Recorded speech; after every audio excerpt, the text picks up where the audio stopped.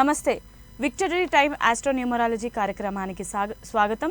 మరి ఈ రోజు మనతో పాటు ఉన్నారు ప్రముఖ సంఖ్యాశాస్త్ర నిపుణులు రెహమాన్ గారు. మీకు ఎటువంటి సందేహాలు ఉన్నా, ఎలాంటి సమస్యలు ఉన్నా స్క్రీన్ పైన కనిపించే నంబర్స్కి కాంటాక్ట్ అవ్వండి. నమస్తే గురుగారు. నమస్తే అమ్మా.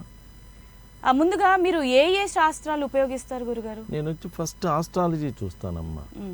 ఆస్ట్రాలజీ అనేటువంటి ఒక అద్భుతమైన సైన్స్, చాలా చాలా ఎక్సలెంట్ రిజల్ట్స్ ఇస్తుంది. అంటే అసలు పిల్లవాడు పుట్టినప్పుడు ఇతనిది ఏ నక్షత్రం, ఏ రాశి, ఏ లగ్నం, ఇతను ఏం చదువుకుంటే బాగుంటుంది, అసలు ఇతనికి చదువు వస్తుందా రాదా, వివాహ స్థానం ఎలా ఉన్నది, ఈయన గవర్నమెంట్ జాబ్ వస్తుందా ప్రైవేట్ జాబ్ వస్తుందా, అలానే బిజినెస్ చేస్తాడా, బిజినెస్ చేస్తే ఏ టైప్ ఆఫ్ బిజినెస్ చేస్తాడు, అలానే మ్యారేజ్ ఎలా ఉన్నది, మ్యారేజ్ లేట్ అయిద్దా ఎర్లీగా అవుతుందా, మ్యారేజ్లో ఏమైనా ప్రాబ్లమ్స్ ఉన్నాయా, అలానే సంతానం ఉన్నదా లేదా, సంతానం ఉంటే అమ్మాయా అబ్బాయా, ఇలాంటి అన్ని విషయాలు. అసలు వీళ్ళు కొంతమంది ముభావంగా మదన పడుతూ ఉంటారు, ఎవరు ఏదైనా పలకరించినా కానీ పలకరిగా అది కూడా జాతక చక్రంలో తెలిసిపోయిద్దమ్మా. వీళ్ళు ఎందుకు ఇలా ముభావంగా ఉంటారు అనేటువంటి విషయం కూడా తెలిసిపోతుంది. ఇది ఒక అద్భుతమైనటువంటి సైన్స్ ఆస్ట్రాలజీ అనేటువంటిది. దీనిలో అన్ని విషయాలు మనం కూలంకషంగా చూసుకోవచ్చు. పెళ్ళిళ్ళప్పుడు మనకి ఇంతకుముందు ఏం చెప్పేవాళ్ళు అంటే, ఈ సేమ్ బ్లడ్ గ్రూప్ వాళ్ళు పెళ్లి చేసుకుంటే పిల్లలు బాగా పుట్టరు, చాలా ఇబ్బంది అవుతుంది అని చెప్పేవాళ్ళు.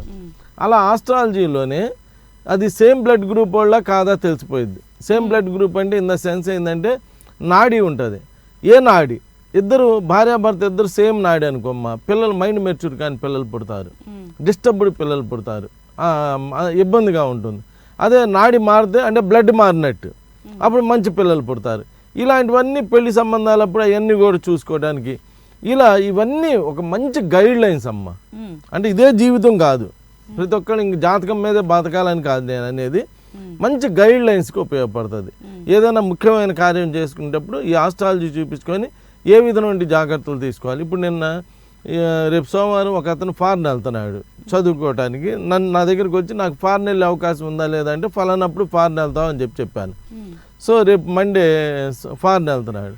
అలా అంటే వెళ్ళడానికి అవకాశం ఉందా లేదా అనేది కూడా ముందే చెప్పచ్చు. కొంతమంది చూడు ఇలా ఫాలో అవ్వకుండా ట్రై చేస్తూ ఉంటారు, ఎన్నిసార్లు ట్రై చేసినా కానీ ఫారెన్ వెళ్ళరు, డిస్టర్బ్ అయిపోతూ అలా ఉంటారు.